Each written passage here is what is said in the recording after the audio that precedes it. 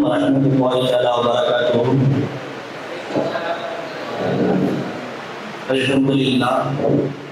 Alhamdulillah rabbil alamin wal aqibatu lil muttaqin. Amma ba'd. இன்றைய சமூகம் பல்வேறு தீமைகளை பற்றி உணர்த்தப்படாமல் இருக்கின்றது. அது ஒரு தீமை என்று அறியாமலே பல்வேறு விஷயங்களில் இன்றைய சமூகம் சென்று கொண்டிருக்கிறது. அதை பற்றி, அந்த தீமைகளை பற்றி, உணரப்படாத தீமைகளை பற்றி நாம் என்ன பண்றோம், டெய்லி ஒவ்வொரு நாள் பார்க்கலாம் இருக்கிறோம். அதன் அடிப்படையில் இன்றைய சமூகம் கொடுக்கல் வாங்கல் விஷயத்தில் மிகவும் ஒரு பொதுபோக்காக கடன் கொடுப்பது, அதை நிறைவேற்றுவதில் சற்று பின்தங்கியதா என்ன பண்ணுது, அதில் எந்த ஒரு சீரான ஒரு முறையாக இல்லாம என்ன பண்ணுது, ஒரு தெளிவான ஒப்பந்தம் இல்லாம கடன் விஷயத்தில் ஒரு சீர்கேட்டு தான் இந்த சமூகம் போகுது. கடனால பல்வேறு சிக்கல்கள் இந்த சமூகம் நிகழ்ந்து கொண்டுதான் இருக்கிறது. அல்லாஹ் தன் தொழுகையை பத்தி சொல்லும் போது கூட என்ன பண்ணிட்டான், அக்கீமு ஸலாத் என்ற ஒரு வார்த்தையை கொண்டு முடிச்சுட்டான். ஆனா இந்த கடனை பத்தி மட்டும் அல்லாஹ் என்ன பண்ணியிருக்கான், குர்ஆன்ல ஒரு சஃபா முழுக்க ஒரு ஆயத்தை அல்லாஹ் என்ன பண்ணியிருக்கான், வேற எந்த ஒரு வசனமும் இவ்வளவு பெரிய ஆயத்தை அல்லாஹ் இறக்கல. கடனை பத்தி இந்த கொடுக்கல் சம்பந்தமா அல்லாஹ் பேசும்போது மட்டும் என்ன பண்ணியிருக்கிறான், ஒரு சஃபா முழுக்க ஒரே ஆயத்தை இறக்கியிருக்கான்.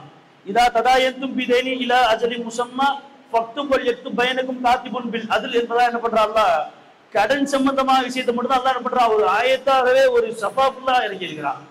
கடன் ஆனா அது அதோடைய சிறப்பை பற்றியும், அதை அடைக்காமல் போனா அது பொதுபோக்காக இருந்தால் அதனுடைய தண்டனை பற்றி நம்ம அறியாம தான் இந்த சமூகம் சென்று கொண்டிருக்கிறது. அல்லாஹ் கடன் கொடுப்பவருடைய சிறப்பை பற்றி சொல்லி காட்டுறான். வஅக்ரதுல்லாஹ் கர்னன் ஹஸனா லவ் கஃபிரன்னகும் சய்யியாத்திக்கும் லவ் துகிலன்னகும் ஜன்னாத்தின் தஜ்ரி மின் தஹ்திஹில் அன்ஹார். யாராவது அல்லாஹ்வுக்கு கடன் கொடுத்தால் அல்லாஹ் என்ன பண்றானா, லவ் கஃபிரன்னகும் சய்யியாத்திக்கும், அவருடைய பாவத்தை அல்லாஹ் மன்னிச்சு லவ் துகிலன்னகும் ஜன்னாத்தின் தஜ்ரி மின் தஹ்திஹில் அன்ஹார்.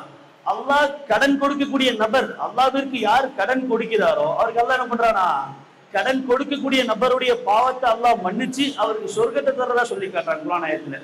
இந்த இடத்துல நீங்க கூட கேட்கலாம், அல்லாஹ்விற்கு தான் கடன் தரணும்னு சொல்லி காட்டுறாங்க. இத இமாம்கள் இப்படி ஒரு விளக்கம் சொல்லி காட்டுறாங்க.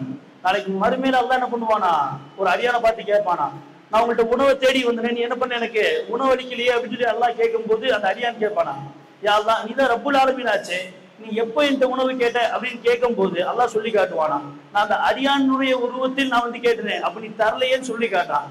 அதே மாதிரிதான் அல்லாஹ்விற்கு கடன் யார் தரீங்கன்னு கேட்கும் போது அது அல்லாஹ்வுக்கு கிடையாது, இந்த சமூகத்தில் வாழக்கூடிய சக நண்பர்களுக்கு, சக தோழர்களுக்கு கடனை தான் அல்லாஹ் என்ன பண்றான், சொல்லி காட்டுறான். கடன் கொடுக்கிறதால என்ன பண்ணுது, இப்படிப்பட்ட ஒரு நன்மைகள் இருக்கிறது. அது மட்டும் தான் அல்லாஹ் இன்னொரு ஆயத்தை சொல்லி காட்டுறான்.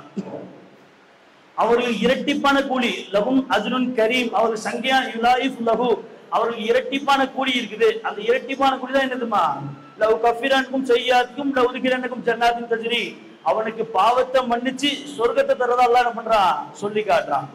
அது மட்டும் இல்லாம கடன் வாங்கி ஒரு நபர் அடைக்கணும் என்று நினைச்சாருன்னா அவருடைய பொறுப்பு அல்லாஹ் எடுத்துக்கிறான்னு சொல்லி காட்டுறாங்க. அது மட்டும் இல்லாம யார் கடன் கொடுத்தாரோ அவர் கால அவகாசம் கொடுத்திருக்காரு. ஒரு 10 நாள் என்ன பண்றாரு, ஒரு மாசம் டைம் கொடுத்திருக்கிறாரு. ஒரு 5000 ரூபாய் கடனை கொடுத்து ஒரு மாசம் டைம் கொடுத்திருக்கிறாருன்னா அந்த ஒரு மாச காலமும் அவர் எந்த லெவல்ல 5000 ரூபாய் கொடுத்தாருன்னா அவர் சதகா செய்த நன்மை அந்த தவணை வரை இருக்குது என்பதை சொல்லி காட்டுறாங்க. இப்ப தவணை முடிஞ்சு ஒரு மாசம் முடிஞ்சு, ஒரு மாசத்துக்கு அப்புறம் எக்ஸ்ட்ரா டைம் கொடுக்குறாரு. அவர் என்ன பண்றாரு, இன்னொரு 10 நாள் செலுத்தா அப்படின்னு சொல்லி அந்த எக்ஸ்ட்ரா டைம் கொடுக்கறதுக்கு, அந்த டைமுக்கு அவர் கொடுத்த கடனுக்கு இரட்டிப்பான நன்மை இருக்கு என்பதாக என்ன பண்றாங்க, சொல்லி காட்டுறாங்க. கடன் கொடுப்பவருடைய சிறப்பை கூட இருந்தாலும் அதை நிறைவேற்றுவது ஒரு நபர் மீது கடமை. யார் கடன் வாங்கணும்னா ஃபர்ஸ்ட் நம்ம அடைக்கணுங்கிற எண்ணத்தில் கடன் வாங்கினா அல்லாஹ் என்ன பண்றாங்க, அந்த கடனுக்கு பொறுப்பேற்றுக் கொள்கிறான் என்பதாக சொல்லி காட்டுறாங்க. இயல்பாகவே ரசூல் ஸல்லல்லாஹு அலைஹி வஸல்லம் எந்த ஒரு ஜனாசாவை புறக்கணிச்சது இல்லை. ஆனா ஒரு கடன் பட்டவருடைய ஜனாசாவை ரொம்ப என்ன பண்றாங்க, ரசூலுல்லாஹ் அந்த ஜனாசாவுக்கு தொழுக வைக்கிற, மாறாக தன் சஹாபாக்களை தொழுக வைக்க சொல்லி என்ன பண்றாங்க, ஏவறாங்க. ஏன் சில இமாம்கள் இப்படி சொல்லி காட்டுறாங்க, ஒரு நபர் கடன் பட்டால் அவன் முனாஃபிக்காக கூட வாய்ப்பு இருக்குது. ஏன்னா முனாஃபிக்குடைய அடையாளம் என்ன பண்ண மூணு இருக்கா, அவன் பேசினா போய் பேசுவான். கடன் வாங்கக்கூடியவன் என்ன பண்ணிடுவான், சில நேரங்கள்ல கேட்கும் போது காசு என்ன சுத்தமா இல்லை, வந்தா தரேன் இப்ப தரேன், அப்பதான் என்ன பண்ணுவான், அவன் கையில இருந்தாலும் போய் பேசக்கூடிய சூழல் ஏற்படும். அவனை நம்பி என்ன பண்ணிடுவான், அவன்கிட்ட கடன் தருவான், ஆனா அவன் மோசடி செஞ்ச மாதிரி ஆகி போயிடும். முனாஃபிக்குடைய அடையாளம் 3 அடையாளங்களும் யார் கடன் பட்டிருக்கானோ அவனுக்கு என்ன பண்ணுவோம், நிறைவேறும். அவன் முனாஃபிக்கோட நிலைமை கூட என்ன பண்ணிடுவான், அவனுக்கு வந்துடும். அதனாலதான் ரசூல் ஸல்லல்லாஹு அலைஹி வஸல்லம் தொழுக வைக்கல என்பதாக கூட என்ன பண்றாங்க, சில இமாம்கள் சொல்லி காட்டுறாங்க. எனவே நம் வாழக்கூடிய காலத்தில் கடன் இல்லாமல் வாழக்கூடிய நல்ல நசீபை அல்லாஹ் தரணும். அதற்கு ரசூலுல்லாஹ் ஒரு துஆ சொல்லி தராங்க. அல்லாஹ் மக்ஃபினா பி ஹலாலிக ஹராமின் வ அக்னினா பி ஃபலிலிக அம்மான் சொல்வாங்க.